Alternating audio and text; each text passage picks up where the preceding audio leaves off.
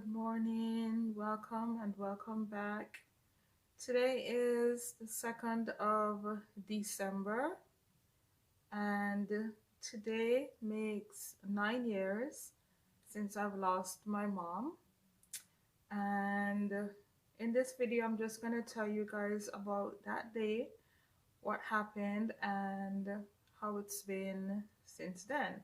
I also have to leave the house, so I'm gonna be getting ready. So I'm gonna try to get just a little makeup on and get my hair fixed. Yeah, while I talk. I woke up like this. I'm not 100% today, so forgive me. I think I'm gonna start with my hair first. So my mirror is here. So if you see me looking this way, I'm looking at the mirror. Yeah, so my mom passed. No, she wasn't sick or, anything like that. First I'll tell you what caused her death. It was a massive heart attack that she suffered, and it happened pretty quickly. So it was December 2nd, and I think it was my brother that came to my house. I wasn't living too far, maybe like a 2-minute walk from where my mom and my brothers and my dad lived. So my brother came up first. This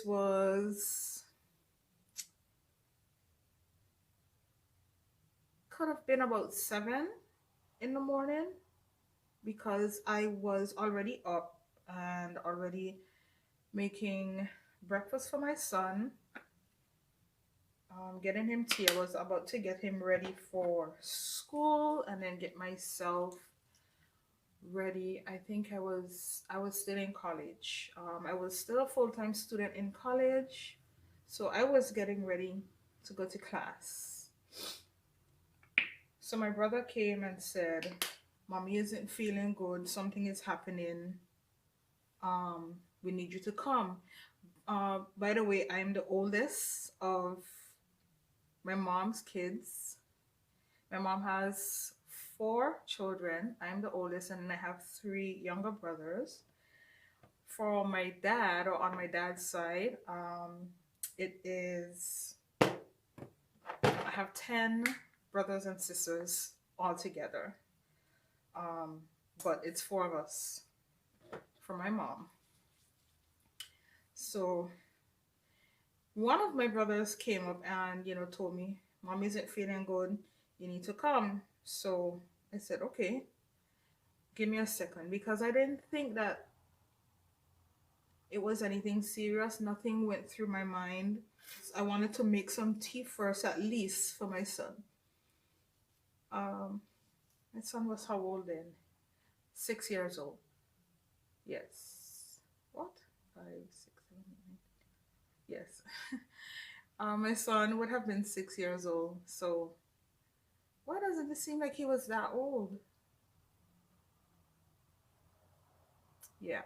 So anyway, it seemed like he was younger. But anyway, yeah. If I do the calculation correctly, it was 2011. My son was born 2005. Not the best at math, but he would have been 6 years old at that time. So I wanted to make some tea for him, before I left. And I thought that I was just gonna go and see what's wrong and then come back home, get myself together, get Kiani ready for school. He would have been in, not preschool, so he would have been in pre-primary, either stage 1 or 2, one of those. So my brother left, and then shortly after he left, my dad came up. And my dad came and said, he said, your mother ain't feeling too good. So come, come see if you can carry her to the hospital. And at that point, honestly, I had gotten annoyed because my dad had a vehicle. He drove up in the vehicle. So I was thinking, well, Daddy, if mommy ain't feeling good, why you come up to me to tell me she ain't feeling good? Why not just call me and say, hey, mommy not feeling good. We're going to carry her to the hospital. I left and went down to the house. When I got to the house, they weren't there. They had already taken her to the hospital. When I got to the hospital now, my dad had apparently dropped her off, and then he went to his workshop, and only my youngest brother was there. By the time I got to the hospital, he was inside a room with her, and I told security that I'm here to see my mom. They brought her in, and he said, you can't go in, you have to wait. So I didn't want to wait inside with my son, so there was a little area just outside of the emergency room. So we sat outside and waited. A few minutes after that, my brother came out. He said that mommy ain't feeling good. She was home. She started saying her chest hurting really bad. And she was bending over and holding her chest. And they don't know what happened. So they just took her to the hospital. I said, okay. So what the doctors am saying? What the nurse or anybody saying anything? Because I couldn't get any information from the security officer. He pissed me off that morning. He said, well, they're working on her, and that's all he said. So we waited outside a bit more, and the longer we waited, the more nervous I got. But I was trying to just be cool. What is this?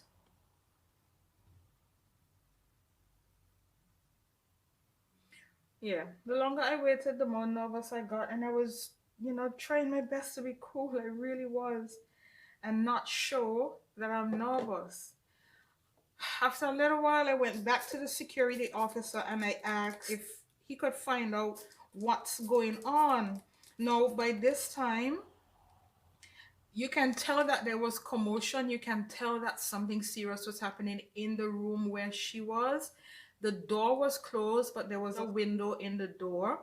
So I stood in front of the door and I tried to look in to see what was happening, because there were nurses on the intercom calling for this doctor and that doctor. I didn't know that it was for my mom. I didn't know that. And you can just tell that something serious was happening in the emergency room at that time. So I stood in front of the door. I wasn't up close to the door or anything. I just stood where I could see, and I tried to peep in the hole to see what was happening. The security guard came and he stood in front of the glass so that I don't see. So I asked, I said, can you just find out, what's happening? Because we're just out here and we don't know anything. And he said, he had a bad attitude. He had a really bad attitude. He said, as soon as the doctors or the nurses ready, they're going to come up and tell you something. You can't stand here and you can't look in the window. He was just really nasty. He was. So we continued to wait outside. A few minutes after, so she got to the hospital by,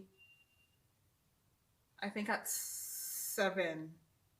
I think at 7 is the time that they have that she arrived at the hospital. 7, 8, 9. Yeah, it was at around 7. So a few minutes after that, a young lady came outside who was working at the hospital. I think she was one of the orderlies. She came out of the same room that my mom was in, and she just had this look on her face. When she came out, she came straight outside and she said, I can't stay inside. I can't stay in there. I can't stay in there. So my heart started to race and I wanted to ask her what happened, but I didn't.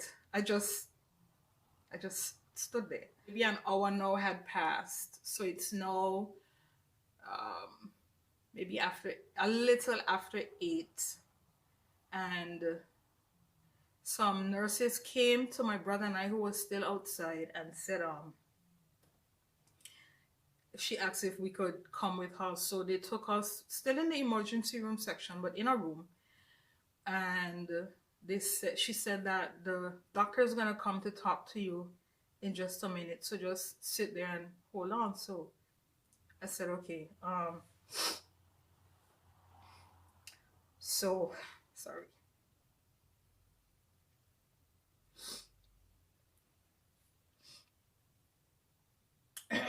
When the doctors came in, it was 2 doctors.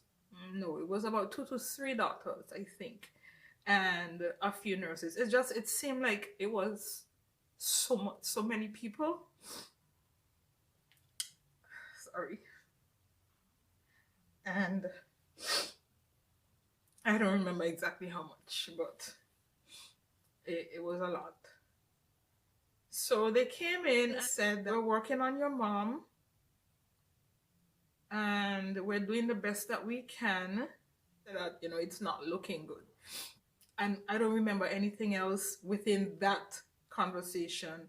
And I do remember them saying, we're going to ask you to stay in this room and then we'll give you an update in a few moments, or we're gonna come back and give you an update. I don't remember. So we waited, we stayed there, and it seemed like it was an eternity that we were in there waiting. When they came back in, they all walked in, and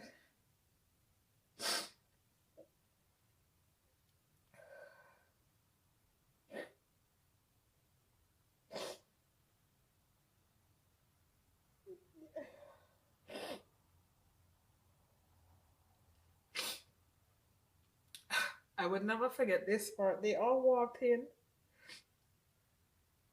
It was all the nurses and all the doctors that they had. They walked into the room and they just stood there. They didn't say anything. I looked at their faces and I just knew. I just knew that my mom was gone. It seemed like maybe a good 5 minutes they didn't say anything. And when one of them finally spoke, he said, "I'm sorry, but she didn't make it." And I just,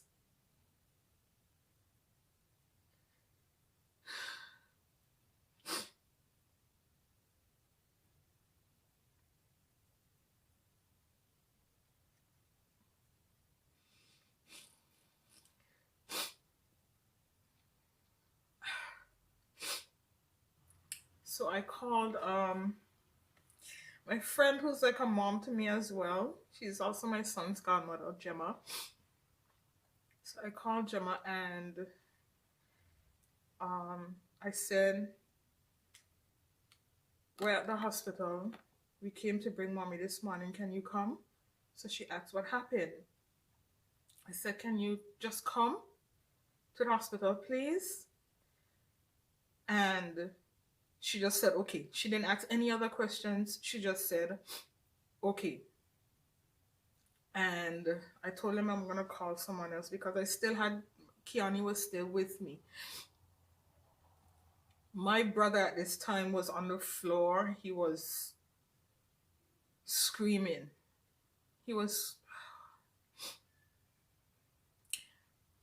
I called another really close person to me. She's like a mom as well. I call her my spiritual mom. When they took us out of the room, they took us upstairs onto another floor of the hospital.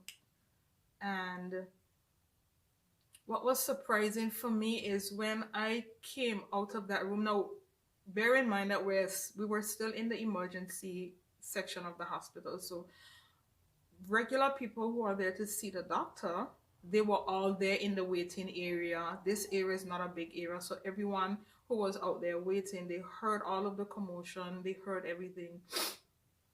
When we walked out of the room was in complete silence. When I walked past the waiting area, all I saw was people. I guess the word got around really fast, and there were friends there, there were family there. At the forefront of everyone else, my church families who was like there. And I just felt, at that moment, I felt an overwhelming feeling of love. And I would never take that feeling for granted. I believe that was God showing his love and comforting me. So they took us upstairs to this room, and the room just kept getting filled with so many people. It gave us, a lot of information that just came into one ear and left through the other ear. Someone told me that I was singing in that room when we got up there, and I was calm enough. I don't recall that. Yeah. When we left, Gemma took me home. We had to start the process of preparing a funeral, which I had never done before, and I never thought that it would have been that soon. That thought never crossed my mind. I tried to sleep when I got home, but I couldn't. I tried to eat, I couldn't. It was like an unimaginable hurt, an unimaginable pain that came. That was the first time I had ever lost someone that was so close. I've lost people in my life who died, but it wasn't persons that I was really close to. Yes, I would go to the funeral, and yes, I cried. Yes, I, felt the loss, but this loss was different. This one hit totally different to anything I had ever felt before. I can't even finish getting ready. I don't know why I thought that this was going to be okay. I wanted to do something to my hair, and I'm just going to go like this because I'm going to try to fix it. What was hurting the most is I didn't get to see my mom before she passed. So I saw her, I think maybe 2 days before she passed. And we weren't living far from each other. It was maybe a 2-minute walk from where she was living and where I was living. So I was supposed to pick her up from work. And by the time I got to the daycare where she worked, she had already gone. I was like, Hey, me mommy gone away. A friend came for her and they went up to some grand reopening. I think a supermarket was having or something. I think so. Her friend came for her, and where there's sales and discounts, guarantee you would have found my mother there. So, um, her friend came for her, and they went to that. So I didn't see her the afternoon to pick her up.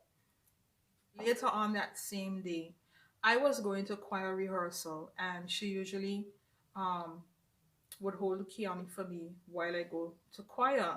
And I remember dropping him off that night, and I didn't see her because she hadn't gotten home as yet. My brothers were home though, and I think my dad was home. I know for sure my brothers were home, so I just left Kiani with them.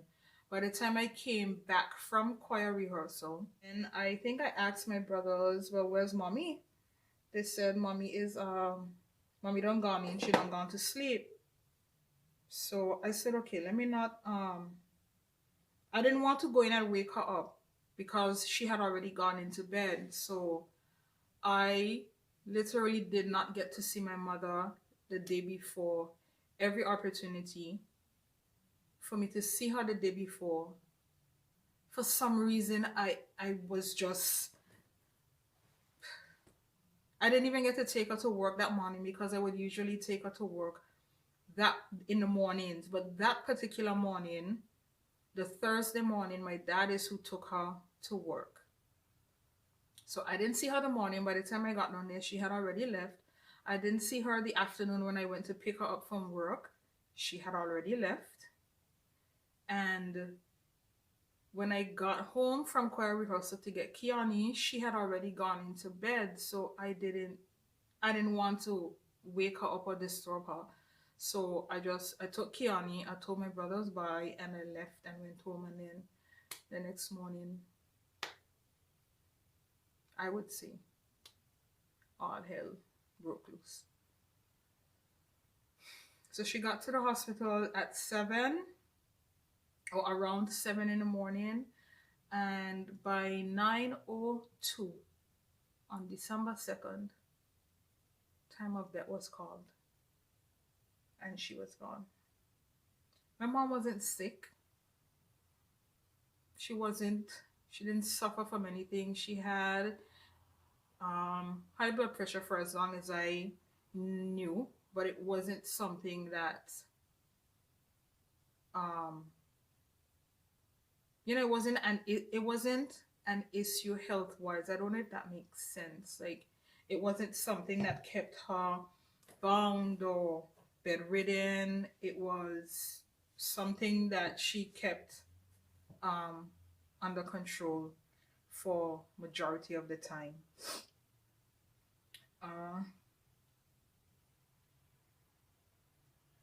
So she basically passed literally within 2 hours. So after that day, I began the process of planning my mom's funeral. And as the oldest, I handled most of what needed to be done, along with my my spiritual parents, Nora and Suki, aka Daddy. If you hear me saying Suki, he might look to beat me, but thank God he don't live here where I live, so because it's Suki now. But yeah, so with my spiritual parents from church, my church family, all the friends and family we had, and Gemma, it was mostly every day on my grind, going to do stuff, like going to get this done, going to get that done. It was me and Gemma. And she was one of the main, so it's been 9 years now. December 2nd, 2011 to now, 9 years. I wish that it didn't happen, of course. It makes me wonder, would I have moved if my mom was still alive? Maybe I would have moved and convinced her to come with me. So she probably would have been here living in Scotland with me. I don't know. I don't know. But yeah. So it does get easier, it does. But there are just days where something would come along and trigger it. Something. Yeah, you know what used to happen a lot? I used to like, let's say there's a sale or something like that, because like I say, when it comes to sales, discounts and stuff like Black Friday sales, and my mom was there front and center. She was. So if I see something like, some big sale, or you know what we used to do, there was this place called Clarence Thomas Limited, where there is in Tortola Clarence Thomas Limited. It's kind of like a Home Depot. um, So every year they have this thing called the pajama sale, where they have huge, huge, huge discounts. And people get there from like 4 o'clock in the morning. I think the sale started at 5 in the morning, but people would go there from 4 o'clock in the morning and line up to get in, and everyone is in their pajamas. Mommy and I never missed it. Like, we never missed Carol Summer's pajama sale. We did not. I haven't been to one since. So there's some things that I haven't done since she left. That's one of them. Every Saturday, she used to have me take her to the fisheries to buy fish. My mom loved fresh fish. And after she passed, I could not, to this day, bring myself to go to the fishery. I cannot go into the place. I couldn't go in. I couldn't. Where's my glasses? I can't see a thing.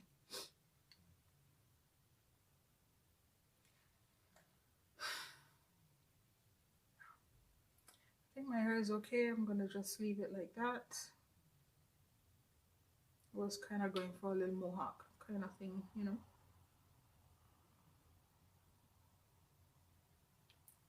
But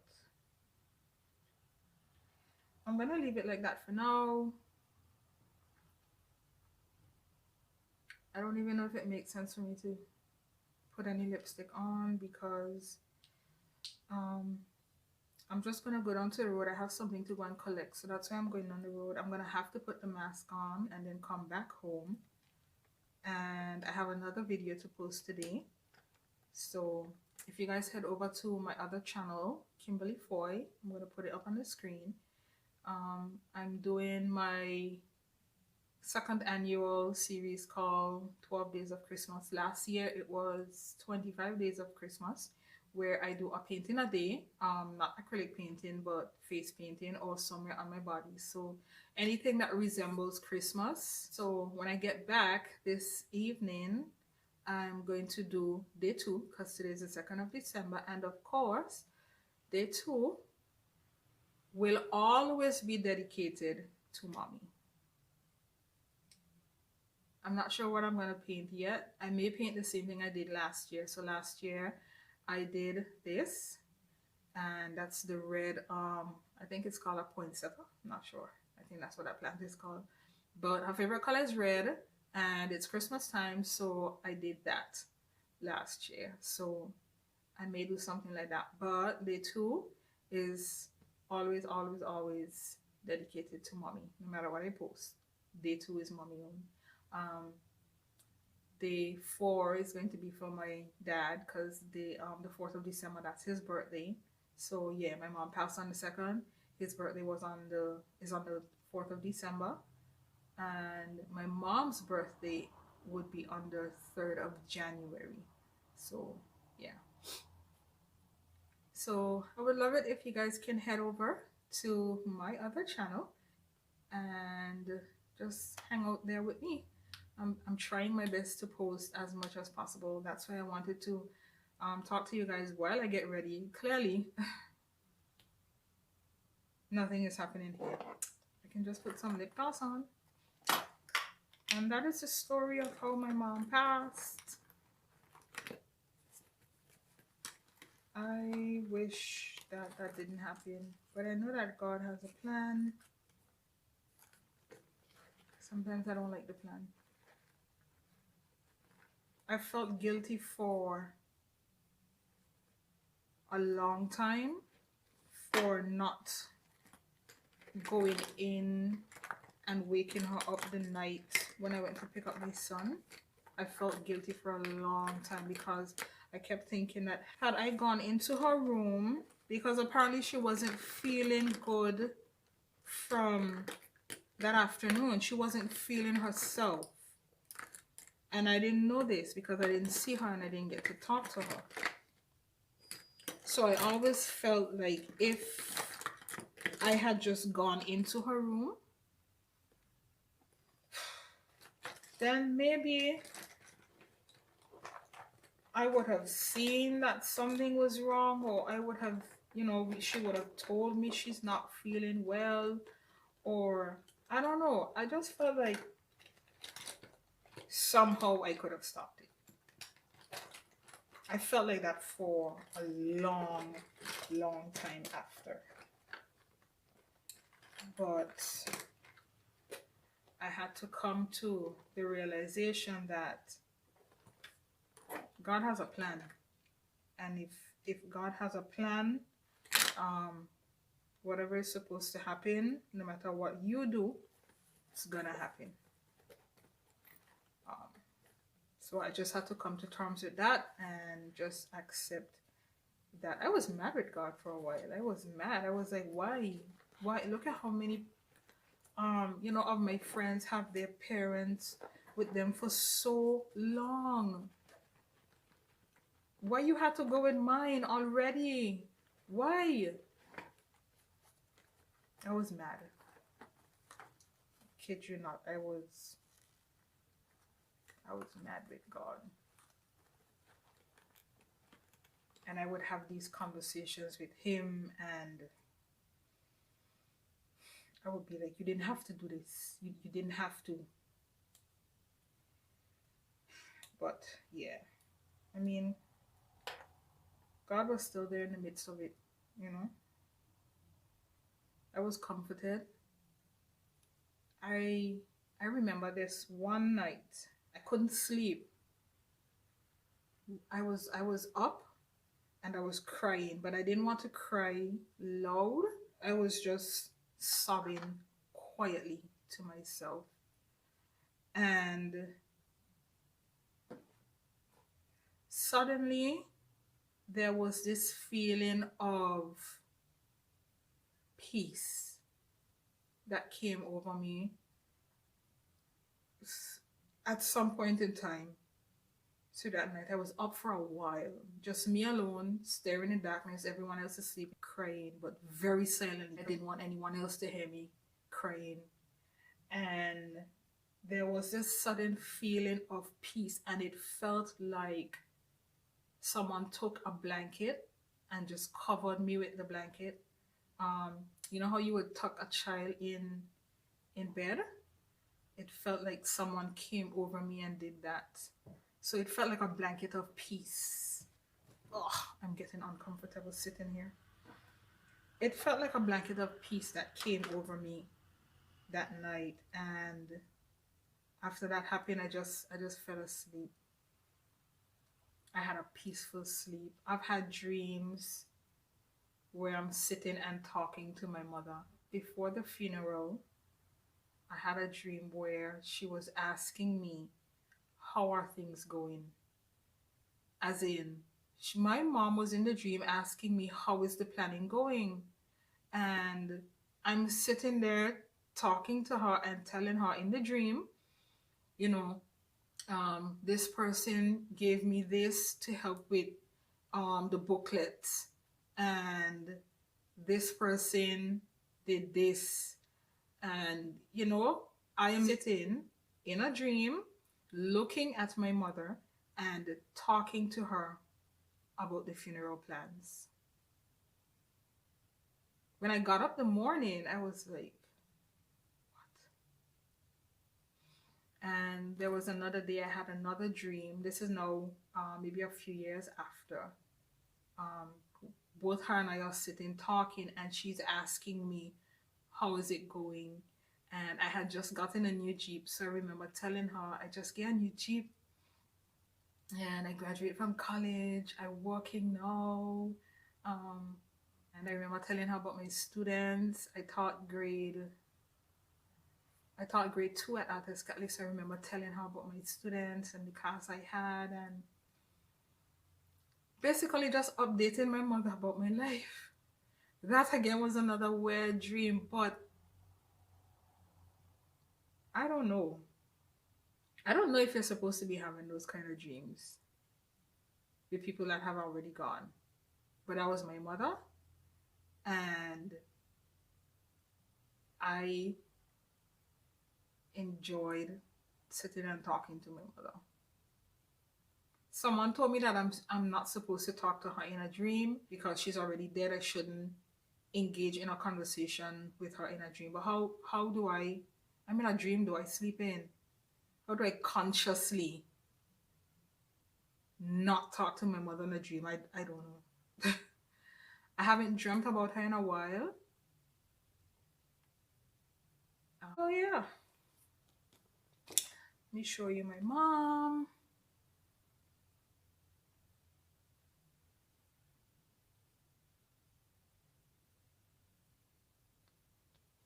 So this was the funeral booklet. Her favorite color is red.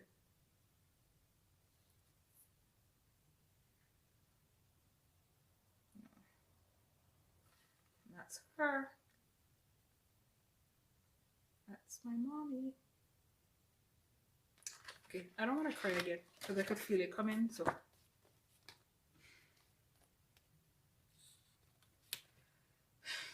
I'm gonna finish getting ready. I'm not gonna put any makeup on. Let me just do something with my lips because I need to be going now.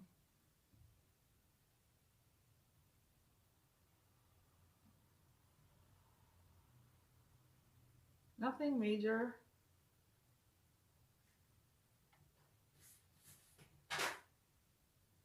I've got mail. I thought I would be okay to talk about it and get ready and put makeup on, but clearly no.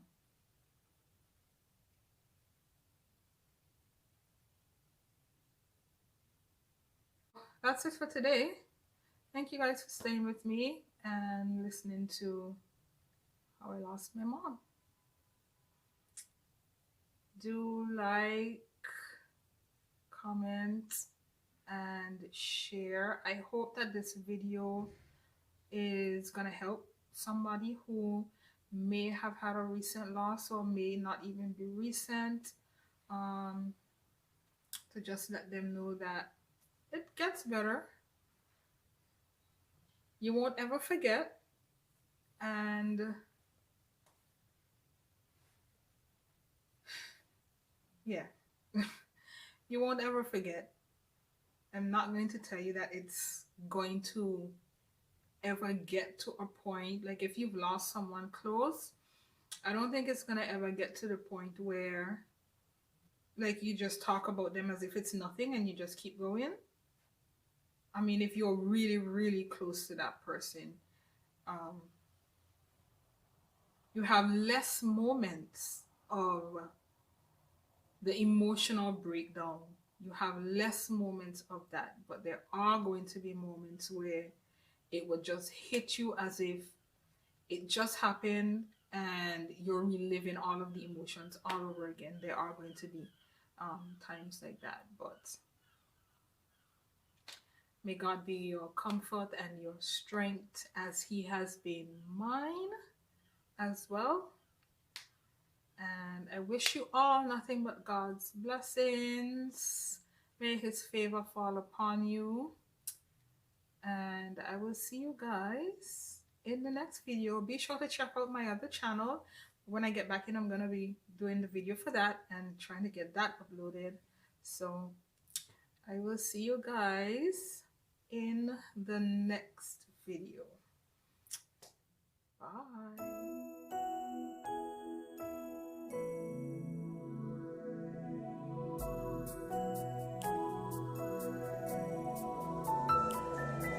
I believe that God is faithful and He cares.